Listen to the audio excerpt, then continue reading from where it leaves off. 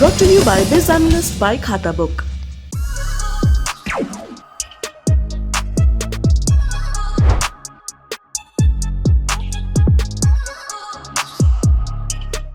नमस्कार, सौरभ द्विवेदी नाम है हमारा और आप देखना शुरू कर चुके हैं लल्लन टॉप शो।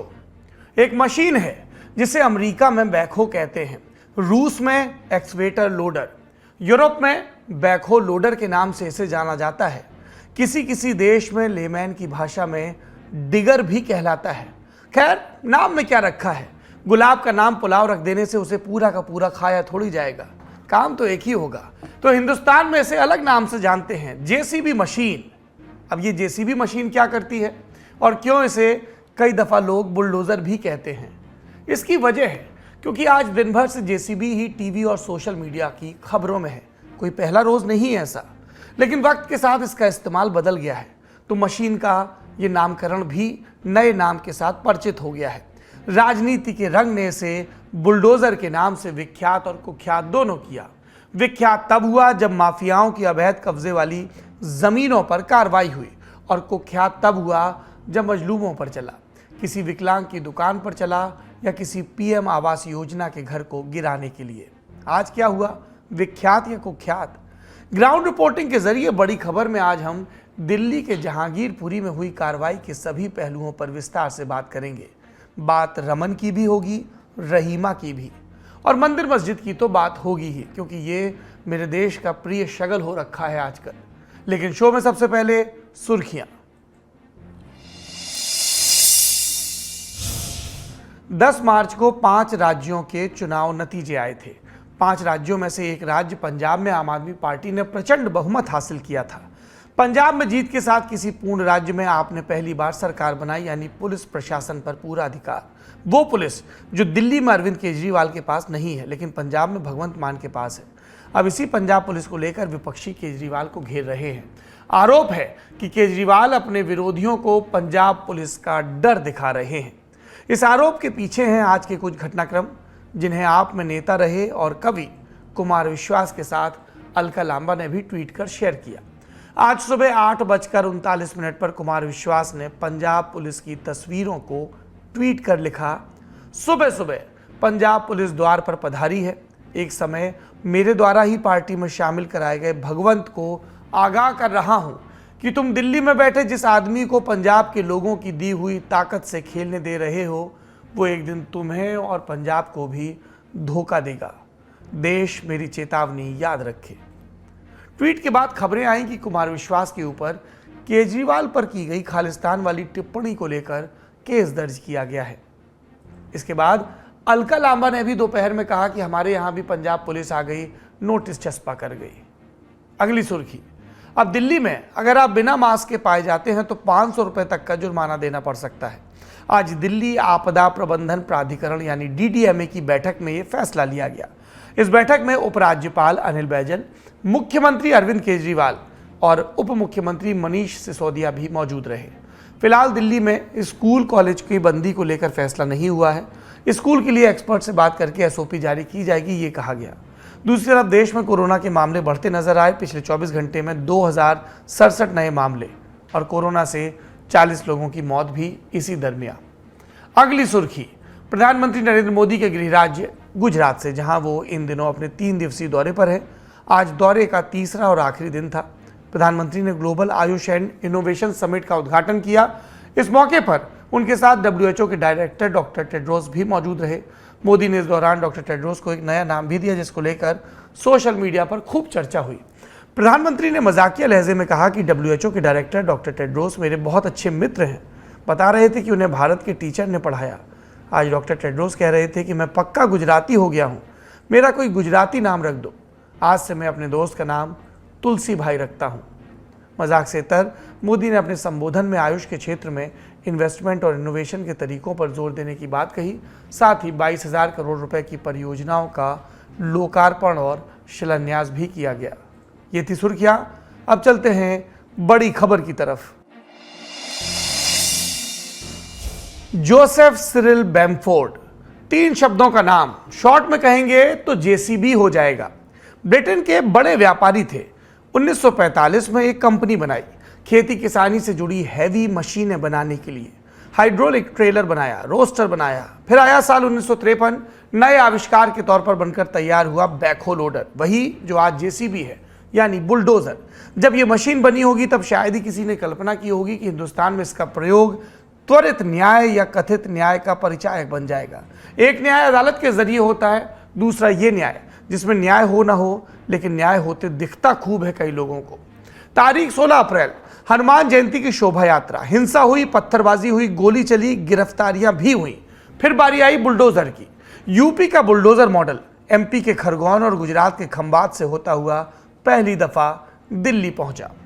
उत्तरी दिल्ली नगर निगम ने एक आदेश निकाला। बताया गया कि जहांगीरपुरी में कुशल सिनेमा चौक के पास सी ब्लॉक में अतिक्रमण को हटाया जाएगा। ये वही इलाका है जहां पर दंगा हुआ था। आज की कार्रवाई के लिए बाकायदा लिखित में 400 पुलिस बल की मांग की गई। हिंसा के बाद पैरामिलिट्री फोर्स वहां पहले से ही मौजूद थी, तो तय वक्त पर यानी आज सुबह 9:30 बजे पुलिस के सायरन सी ब्लॉक की सकरी गलियों को भेदने लगे। बूटों की धमक ने तस्दीक दी कि कोई अनहोनी अब नहीं होने देंगे। घरों की खिड़कियों से झांकती आंखें आशंका और डर की कहानी कह रही थी। मीडिया का भी बड़ा जमावड़ा था। कैमरे बुलडोजर को तलाश रहे थे। घड़ी 10 बजने को थी कि पहला बुलडोजर आया, फिर दूसरा, फिर तीसरा। 3 बुलडोजर के साथ कार्रवाई शुरू हुई। एमसीडी अधिकारियों की मौजूदगी में सड़क किनारे मौजूद रेहड़ी पटरी खोखे तोड़े जाने लगे। यहाँ ये बात बिल्कुल साफ कर दें, जैसा कल से माहौल बनाया गया था कि आरोपियों के घरों पर कार्रवाई होगी, वैसा कुछ नहीं हुआ। किसी का घर नहीं गिराया गया, पर हाँ, घर या दुकान के वो हिस्से जरूर गिराए गए जो सड़क को इनक्रोच कर रहे थे अतिक्रमण। मौके पर कईयों ने सवाल किया कि बिना नोटिस के ये क्यों हो रहा है। जवाब मिला, किसी मकान को तोड़ना और पब्लिक लैंड से अतिक्रमण को हटाना दो अलग अलग बातें हैं। सड़क या पब्लिक लैंड के ऊपर होने वाले टेम्परेरी एनक्रोचमेंट की कार्रवाई पर धारा 321, 323 और 325 डीएमसी एक्ट के तहत कार्रवाई होती है, जिसमें पहले से नोटिस की जरूरत नहीं है। केवल पुलिस को अग्रिम सूचना दी जाती है ताकि फोर्स की उपस्थिति में इलीगल एनक्रोचमेंट को हटाया जा सके। इसे हटाने के लिए पब्लिक रिप्रेजेंटेटिव और RWA की तरफ से दी जाने वाली शिकायत ही काफ़ी होती है। यानी सब कुछ विधि अनुसार चल रहा था। बुलडोजर का पीला पंजा सबसे पहले चौक के दाईं ओर मौजूद दुकानों की ओर बढ़ा। जिनकी दुकानें थी उन्होंने पुलिस से जिरह भी की, लेकिन तब तक देर हो चुकी थी। दुकानें ध्वस्त हुई तो फिर मार्मिक तस्वीरें भी आने लगी। एक बच्चे की तस्वीर सुबह से बहुत वायरल है। वो ज़मीन पर बैठकर दुकान का बिखरा सामान और चिल्लर बटोर रहा था। बच्चे का नाम आसिफ। लल्लन टॉप की टीम मौके पर मौजूद थी। हमारे साथी अभिनव ने आसिफ से बात की। सुनिए उसने क्या कहा। क्या नाम है आपका? क्या बताया आपने नाम? आसिफ। क्या करते हो आसिफ? मैं स्कूल जाता हूँ और घर का काम करता हूँ। ये सारा सामान आप क्यों इकट्ठा कर रहे हो? ये हमारा इससे चलता है। क्या चलता है? दुकानदारी, घर।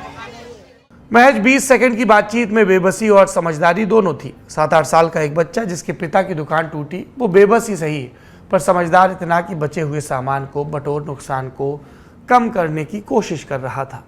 हमने कहानी को और करीने से समझना चाहा तो हमारे रिपोर्टर मिले आसिफ के माता पिता से।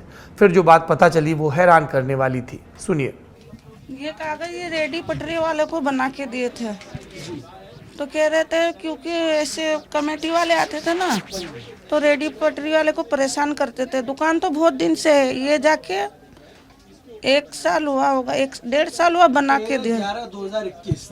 13 नवंबर 2021 को तब बना के दिया। बोले ये कागज रखो, कोई परेशान नहीं करेंगे, तोड़ेंगे नहीं, कुछ नहीं करेंगे। तो उन्होंने दुकान के आगे चिपका के रखना, तो ये चिपका हुआ था। तो इसमें दुकान में नाम लिखा है अकबर। हस्बैंड का है। ये कौन है? अकबर कौन है? मेरा हस्बैंड है। आपके हस्बैंड है। इनकी फूड स्नैक्स और गैस सिलेंडर फायर मैंने गैस सिलेंडर चाय वाय की दुकान थी। ये बीच में जब ये सर्टिफिकेट दे रहे थे ना, ये कह रहा है ये आपकी दुकान की लाइसेंस होगा, आपको कोई नहीं हटा सकता। अच्छा। आपको एमसीडी भी हटा नहीं सकता। अच्छा। इसलिए हम लोगों को बोला गया, हम लोगों ने ये बनाए थे, बना के दुकान के अंदर चिपका के रखे थे। तो क्या आप इसीलिए निश्चिंत थे कि ये कागज लगा है तो हमारे पे कार्रवाई नहीं होगी? ये कागज बनते ही मेरा 70-80 हज़ार का नुकसान हुआ है। वरना मैं तो छोटा सा मेरे रेडी था, मैं फ्रिज व्रिज मेरा टूटता नहीं। ये फ्रिज व्रिज लगा हुआ था। ये देखो जी, ये क्या है? ये चालान का कागज दिया गया था हम लोगों को। ये कौन से ईयर का? ये 12/5/2006 का है। यानी आपकी दुकान उतनी पुरानी है? जी पुरानी। यहीं पे थी खोखे पटरी की दुकान थी मेरी। रेडी पटरी की दुकान। और देख के ही तो वो कागज बना के वो कागज बना के दिया था। अच्छा, ये 2006 से आपकी एक खोखे की दुकान छोटी सी सामान्य सी थी, फिर आपने उसको कागज बनवाया। मुझे वो मिला ना, हाँ। तब जाके मैं दुकान के अंदर फ्रिज लगाया। अच्छा, उससे पहले फ्रिज नहीं था। अच्छा, तो फ्रिज जो है उसमें फ्रिज तो टूट गया आपका? फ्रिज 2 ही फ्रिज तोड़ के ले गए वो। बुलडोजर के सामने लेट जाऊंगी, पहले हमें सबको मारो फिर घर तोड़ना। देखना, घर तो तोड़ने में पहले बुलडोजर के पास से मैं हिलूंगी भी नहीं, क्योंकि घर तोड़ देंगे तो मैं कहाँ जाऊँ। मैं तो चलो हम बदमे बच्चों को लेके, मैंने बच्चे सब बच्चे के खातिर कुछ ना कुछ कर रहे हैं। मेरे बच्चे का सब मेरे साथ ही रहते हैं। अकबर के नाम पर 13 नवंबर 2021 को उत्तरी दिल्ली नगर निगम ने वेंडिंग सर्टिफिकेट जारी किया था। ये वेंडिंग सर्टिफिकेट उन रेहड़ी पटरी वालों को दिया जाता है, वेंडर सर्टिफिकेट, जिनको भविष्य में स्थायी जगह दी जाती है। रहीमा और अकबर के परिवार को लगा कि ये सर्टिफिकेट दुकान पर चस्पा है तो कार्रवाई नहीं होगी, लेकिन एमसीडी के बुलडोजर ने उसी दुकान को गिरा दिया जिसे पहले सर्टिफिकेट दिया गया था। इनके छोटे से घर में सामान बहुत नहीं था, लेकिन गरीबी हर तरफ थी। एक गुल्लक दिखाते हुए रहीमा ने ऑफ कैमरा कहा, इसमें हम पैसे जमा कर रहे थे ईद पर बच्चों के कपड़ों के लिए। रूंधे गले से बोली, अब त्योहार कैसे मनाएंगे। हमने सर्टिफिकेट वाली दुकान तोड़े जाने पर एमसीडी का भी पक्ष जाना। उत्तरी दिल्ली के मेयर राजा इकबाल सिंह से फोन पर बात की, सुनिए वो क्या बोले। एक मंदिर के पास हेलो, हाँ जी सर इकबाल जी से बात हुई? आ जाइए आप, आ जाइए सर। बस अब तो हम निकल गए, बस हमको एक जानकारी चाहिए थी। ये जो आप वेंडर सर्टिफिकेट इशू करते हैं, इसका क्या मतलब होता है? कौन सा वेंडर सर्टिफिकेट? कौन सा सर्टिफिकेट? वेंडर सर्टिफिकेट जो खोखे वालों को मिलता है। हाँ, उसका क्या मतलब होता है? क्यों, उसका इससे क्या मतलब है? नहीं, उसमें एक दुकान थी, वो टूटी है, तो वो कह रहे हैं हमारे पास वेंडर सर्टिफिकेट था, फिर भी तोड़ दिए। कोई नहीं, उसको मैं चेक कर लेता हूँ। अच्छा सर, एक सवाल और था कि कोर्ट का ऑर्डर 10:30 बजे आ गया, तो मैंने आपसे पूछा भी था कि कार्रवाई आप रोक देंगे। आप उसी समय हमने कार्रवाई रोक दी थी यार, 12 बजे तक कार्रवाई चलती रही। नहीं, जैसे ऐसा ना, जैसे ही हमारे पास कोर्ट का ऑर्डर है उसी समय उसको रोक दिया गया। नहीं सर, कोर्ट का ऑर्डर तो 10:30 बजे आ गया, तो मैंने आपसे पूछा भी, तो आपने कहा कि हाँ आप अधिकारियों से बात करके रोक देते हैं। आपका बुलडोजर तो 12 सवा 12 बजे तक चलता रहा, फिर फाइनली जब वृंदा करात आई और उसके बाद ऑर्डर दिखाया तब आपने रोका। नहीं देखो, ऐसे जैसे हमें ऑर्डर मिला उसी समय हमने उसको रोक दिया। तो माननीय सुप्रीम कोर्ट के ऑर्डर का हमने स्ट्रिक्टली फॉलो करते हैं और हम फॉलो करते रहेंगे। तो एक दुकान जो है पहले जो चौक पे तोड़ी गई, वो अकबर नाम की दुकान, अकबर नाम के वेंडर की थी। उसको वेंडर सर्टिफिकेट एमसीडी, उत्तरी दिल्ली एमसीडी ने दे रखा है 13/11/2021 को, और वो एकदम फूट के उनका परिवार रो रहा था कि हमको तो सब कागज था, उसके बावजूद हमारा दुकान तोड़ दिया गया था। एक बार मैं चेक करवा लेता हूँ। मेयर कहते हैं कि उनके संज्ञान में ये मामला नहीं है, वो चेक करके बताएंगे, लेकिन तात्कालिक सत्य ये है कि एक परिवार पर रोजी रोटी का संकट हो गया। एक और बात है, अतिक्रमण हटाने के लिए बुलडोजर जब चला तो उसने जाति धर्म नहीं देखा। रहीमा की दुकान टूटी तो रमन झा की पान की गुमटी भी नहीं बची। गुप्ता जी की जूस की दुकान के बाहर के हिस्से को भी तोड़ा गया, क्योंकि एमसीडी के अनुसार यह अतिक्रमण के दायरे में था। सुनिए रमन झा ने क्या कहा। बीबी कमेटी आती थी, हम लोग दायां बायां कर लेते थे, वो सूचना मिल जाती थी। आज सुबह से मैंने 3 बार हटाने की कोशिश किया। मीडिया की गाड़ी आगे खड़ी थी, पुलिस वाले की गाड़ी खड़ी थी। हमने 3-4 बार बोला कि भाई साहब हटा लें, बोला रहने दो, ऐसी कोई बात नहीं, इस रूट की आज नहीं है, इस रूट की है। और आते ही पहले, सबसे पहले हमारे ही आप गच्चा खा गए। मेरे सामने में ही तोड़ा गया है, आते ही पहले उसी पे। कितने नुकसान हो? दुकान समेत कम से कम 50-55 हज़ार। जिन पर कार्रवाई हुई, हर किसी की कमोबेश एक जैसी कहानी। इधर कार्रवाई चल रही थी तो उधर सुप्रीम कोर्ट में कार्रवाई चल रही थी। जमीयत उलेमाए हिंद के राष्ट्रीय अध्यक्ष मौलाना अशरफ मदनी ने 18 अप्रैल को सुप्रीम कोर्ट में याचिका दाखिल की थी। बुलडोजर के जरिए मुस्लिमों को निशाने पर लेने का आरोप लगाया था। साथ ही याचिका में मांग की गई थी कि कोर्ट ये आदेश दे कि किसी के घर या दुकान को तभी गिराया जाए जब अदालत की अनुमति हो। उसी पर आज सुबह सुनवाई हुई और जहांगीरपुरी में हो रही कार्रवाई का जिक्र भी आया। 11 बजे के करीब कोर्ट ने आदेश दिया कि जहांगीरपुरी में यथास्थिति बनाई रखी जाए। किसी भी तरह की कार्रवाई पर स्टे लगा दिया गया। हमारे साथी रिपोर्टर अभिनव ने वहां मौजूद मेयर इकबाल सिंह से इसको लेकर सवाल भी किया क्या कोर्ट के आदेश के बाद कार्रवाई रोकी जाएगी? जवाब मिला, अधिकारियों से बातचीत कर कार्रवाई रोक देंगे। करीब 11 बजे के आदेश के बावजूद लगभग 12:15 बजे तक कार्रवाई चलती रही। फिर बुलडोजर उस मस्जिद पर पहुंच गया जहां हनुमान जयंती के दिन विवाद हुआ था। एमसीडी ने मस्जिद के बाहर के गेट को अतिक्रमण के दायरे में पाया। शोर शराबे के बीच मस्जिद के गेट को तोड़ दिया गया। उसके आगे की दुकानों के बाहरी टीन शेड को भी गिराया गया। आखिर में बुलडोजर उसी कतार में मौजूद काली मंदिर पर भी पहुंचा। ललन टॉप टीम की ग्राउंड रिपोर्ट से समझिए मौके पर क्या हुआ। अतिक्रमण पर कार्रवाई करते हुए एमसीडी ने वहां से दुकानों को गिराना शुरू किया और बीच के अतिक्रमण को, जिसको माना गया कि अतिक्रमण के दायरे में है, उसको तोड़ा गया।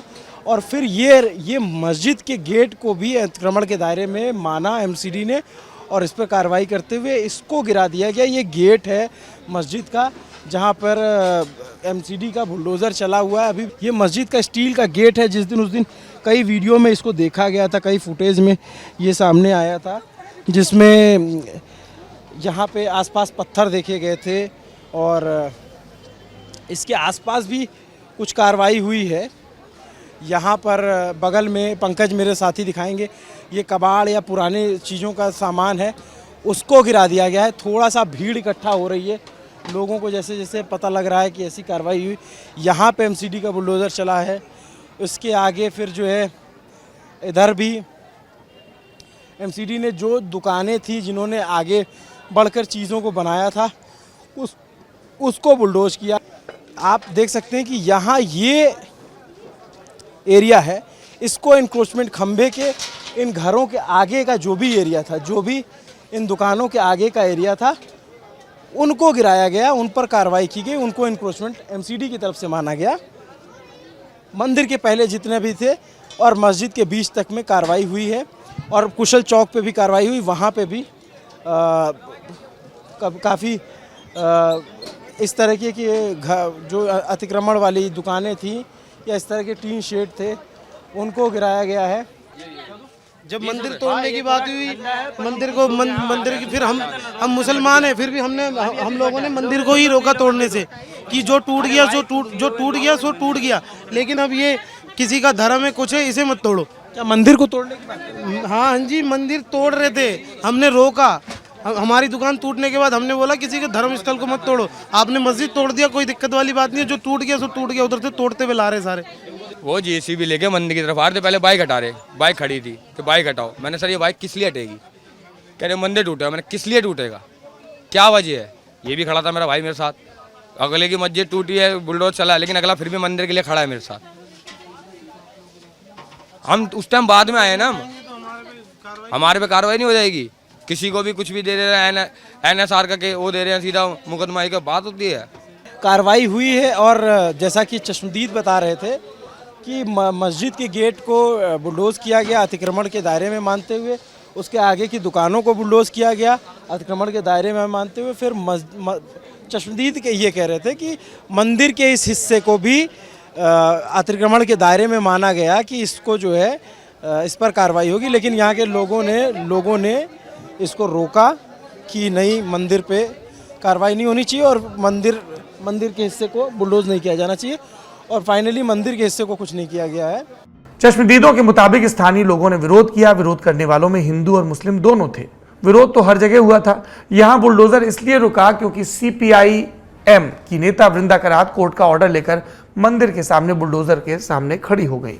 यह भी संभव था कि अगर मिनट 2 मिनट की देरी होती तो अतिक्रमण के दायरे में मंदिर के बाहरी हिस्से को भी तोड़ दिया जाता। लेकिन वृंदा करात के पहुंचने के बाद भीड़ बढ़ गई। पुलिस के बड़े अधिकारी भी मौके पर पहुंच गए। बुलडोजर शांत हो गया, मंदिर की दीवार बच गई। इसके बाद सोशल मीडिया पर तर्क वितर्क और कुतर्क शुरू हुए। आखिर सुप्रीम कोर्ट का ऑर्डर हो जाने के 1 घंटे बाद भी कार्रवाई क्यों होती रही? अगर पहले ही रोक दी गई होती तो मस्जिद का गेट भी बच जाता। ये सब बातें लिखी गई। इसका जवाब कागजी पचड़े के रूप में भी मिला। इंडिया टुडे ग्रुप के लिए सुप्रीम कोर्ट कवर करने वाले संवाददाता संजय शर्मा इसकी बारीकी को समझा रहे हैं, सुनिए। सुप्रीम कोर्ट ने इस पर स्टे लगाया और ये कहा कि गुरुवार यानी कल इस मामले की सुनवाई होगी। अगले दिन सुनवाई तय हो गई, मामले पर स्टे लगा दिया गया, लेकिन उधर बुलडोजर चलता रहा। 11 बजे करीब कोर्ट का ये ऑर्डर आता है, 11:05 पर, और लगभग 12:15 बजे तक अधिकारी ये कहते रहते हैं कि उनके पास कोर्ट का ऑर्डर नहीं आया, लिहाजा वो अपनी कार्रवाई जारी रखेंगे। उनके पास कोर्ट के ऑर्डर की कोई जानकारी नहीं है। 12:16 पर चीफ जस्टिस के सामने सीनियर एडवोकेट दुष्यंत दवे एक बार फिर हाजिर होते हैं, ये मेंशनिंग करते हुए कि माय लॉर्ड, वहां पर कार्रवाई लगातार जारी है, आपके आदेश को 1.25 घंटे से ज्यादा हो चुके हैं, लेकिन प्राधिकरण और अधिकारियों का यह कहना है कि जब तक उनके पास कोर्ट का ऑर्डर नहीं आएगा वो इस मामले में कुछ भी सुनने को तैयार नहीं है। चीफ जस्टिस ने उसी समय कोर्ट के स्टाफ को यह बताया कि नंबर नोट करके अभी के अभी ऑर्डर की हुक्म की तामील के लिए संबंधित प्राधिकरण को सूचित किया जाए। दुष्यंत दवे जी ने ऑर्डर नंबर नोट कराए सारे अधिकारियों के, प्राधिकरण के, और उन नंबर नोट करने के बाद उन्हें तुरंत फोन से सूचित किया गया कि कोर्ट का, सुप्रीम कोर्ट का यह ऑर्डर है, लिहाजा अविलंब कार्रवाई स्थगित कर दी जाए। सुप्रीम कोर्ट ने कह दिया था कि अब यथास्थिति बहाल रखी जाए, गुरुवार को इस मामले की सुनवाई होगी। मतलब यह कि कोर्ट का ऑर्डर तो हो गया था, लेकिन मौके पर मौजूद अधिकारियों तक आदेश की कॉपी नहीं पहुंची थी। कानून कागजों पर काम करता है, तो जब तक कागज नहीं मिला कार्रवाई होती रही। हम क्या कहते हैं, पब्लिक प्लेस पर अतिक्रमण पर कार्रवाई हमेशा होनी चाहिए। जो भी निर्माण सड़क या सार्वजनिक स्थान को घेरता है उसे गिराया ही जाना चाहिए। मंदिर या मस्जिद भी इससे बाहर नहीं है, घर हो या दुकान, कोई भी। लेकिन बात कार्रवाई के वक्त की हो रही है। क्या एमसीडी को यह नहीं पता था कि जहांगीरपुरी में इतना अतिक्रमण है? और उससे भी बड़ा सवाल, जब यह अतिक्रमण हो रहा था तब म्यूनिसिपैलिटी के अधिकारी क्या कर रहे थे? ये बात सिर्फ एक दिल्ली की नहीं है, हर जगह की है। जब ये अतिक्रमण हो रहे होते हैं झुग्गियों की शक्ल में या किसी भी दूसरी शक्ल में, तब इल्जाम लगता है कि यही सारे अधिकारी किसी भी ढंग से साम दाम दंड भेद ये सुविधाएं मुहैया कराते हैं। और जब राजनीतिक दबाव होता है अलग अलग वजहों से, यहां पर भी राजनीतिक वजह नजर आ रही है, तब इस तरह की कार्रवाई होती है। कई दफा आपने देखा होगा, कोई इमारत गिर जाती है तब एमसीडी कहता है ये तो अवैध थी। किसी फैक्ट्री में आग लग जाती है तब एमसीडी को पता चलता है कि फायर की एनओसी तो थी नहीं। इस बार भी हिंसा के बाद पता चला कि यहां अतिक्रमण है। ऐसे वक्त में हुई कार्रवाई को कई लोगों ने बदले की भावना से हुई कार्रवाई की संज्ञा दी। सुनिए इस मुद्दे पर राजनीतिक प्रतिक्रियाएं क्या आई। जो कुछ भी हो चुका है ये तुर्कमान गेट 2022 है और ये विजिलेंटी जस्टिस की मिसाल बीजेपी और आप पार्टी पेश कर रही है। नया जुरिस्प्रूडेंस निकल चुका है, बुलडोजर जुरिस्प्रूडेंस। अगर वो इलीगल अनऑथराइज्ड बनाए गए तो 7 साल से बीजेपी की सरकार क्यों सो रही थी? आपको कोई अख्तियार नहीं है, आपने एक कम्युनिटी को टारगेट करके उनकी दुकानों को और उनके घर को आपने नुकसान पहुंचाया।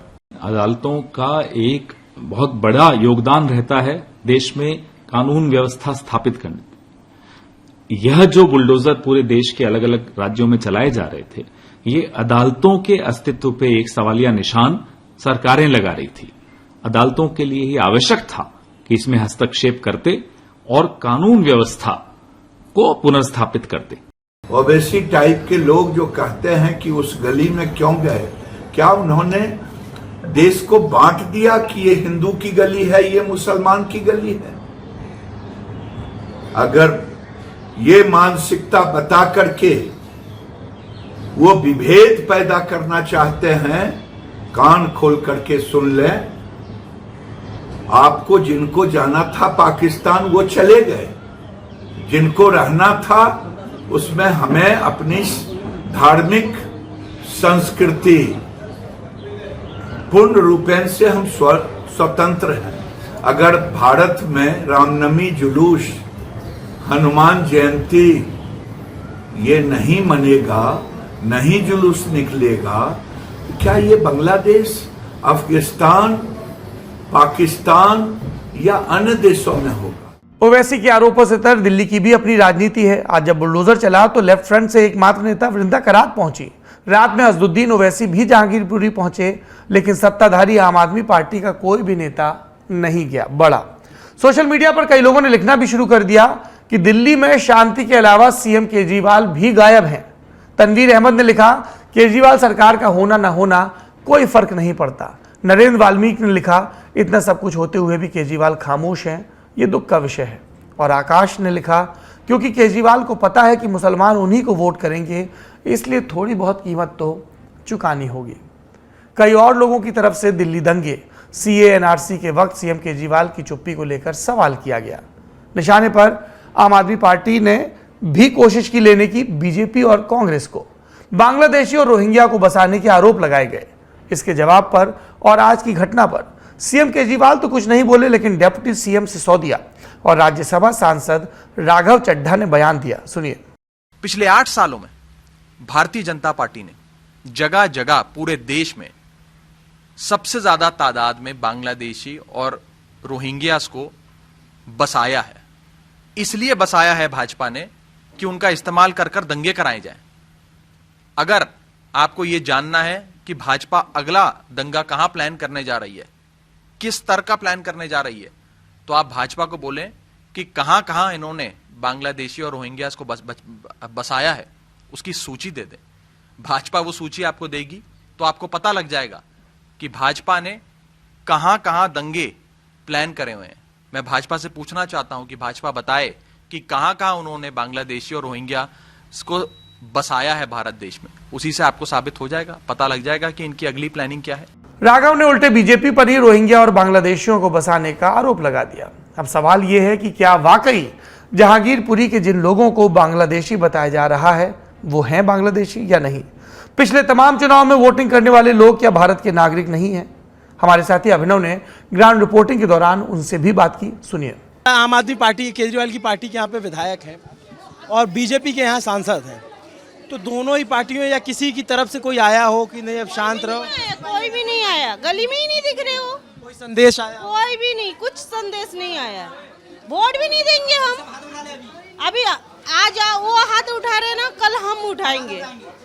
हम वोट ही नहीं देंगे। किसको? केजरीवाल को, किसी को भी नहीं देंगे। वोट नहीं देंगे। जैसे तो आम आदमी पार्टी को, उसको भी नहीं देंगे हम।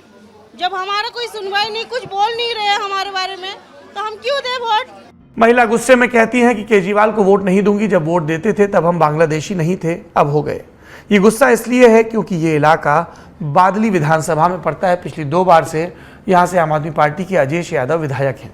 हिंसा के बाद शांति की अपील करने के लिए भी जब कोई सत्ताधारी दल का बड़ा नेता नहीं पहुंचा तो उसने नाराजगी को जन्म दिया। हमने राजनीति की बात आपके सामने रखी, आज हुई कार्रवाई की कहानी भी आपको तफसील से बता दी। इन सब के बीच सवाल ये है कि हम कैसा भारत चाहते हैं?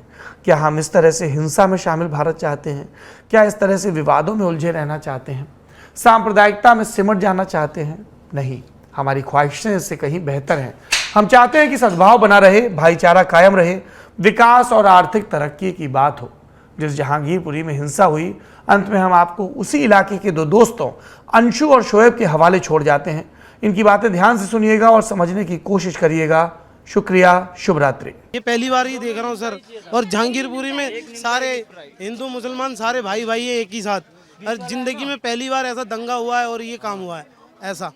अरे 10 साल से तो 15 साल से तो हमारी दोस्ती है। मैं हिंदू या मोमडन है, हम भाई की तरह रहते हैं हम दोनों। कोई भी मदद होती है, मेरे को कोई दिक्कत होती है तो ये खड़ा होता है, इसको कोई दिक्कत होती है तो मैं खड़ा होता हूँ। हम दोनों साथ ही रहते हैं हमेशा। क्या नाम है आपका? अंशु नाम है मेरा। भाई का नाम सोहेब है मेरे भाई का। हम दोनों साथ ही रहते हैं, कहीं भी कोई भी दिक्कत होती है हम दोनों एक दूसरे की हेल्प में रहते हैं। मेरे को पता होता मस्जिद तोड़ रहा, मैं तो वहाँ भी खड़ा होता लाइव, मैं वहाँ भी खड़ा होता। मस्जिद को भी नहीं तोड़ने देता, मैं अकेले निपट लेता, मैं अकेला ही। मुझे जरूरत नहीं है किसी की, मैं अकेले निपट लगा। मुझे मैं आया हूँ लेट, नहीं मस्जिद पे भी बुलडोजर नहीं चलने देता मैं। बहुत गलत हुआ है ये यार। हम भाई की तरह रहते हैं, आज तुम ऐसा कर रहे हो, कल को हम भाई बन के रह लेंगे। हमारे साथ तो ये होगा, ये मुझे दुश्मन समझेगा, मैं ऐसे दुश्मन समझूंगा, क्या रह जाएगा हमारा भाईबंदी में? कुछ भी नहीं रह पाएगा भाईबंदी हमारी। क्या करेंगे हम फिर? आज भाई की तरह रहते हैं, कोई भी बात होती है खड़े होते हैं मेरे साथ। अंशु चल रहे हैं, यहाँ चल रहे हैं, वहाँ चल रहे हैं, खा रहे हैं, यहीं घर में खाना पीना होता है हमारा। यहीं सोते थे हम, ऊपर कमरा हमारा ये रहा, यहीं सोते थे हम दोनों भाई साथ में। जब मम्मी पापा गाँव जाते थे इसके साथ रहते थे हमेशा। सारा ऐसा कर दिया है कि कुछ बोलने की हद ही नहीं है।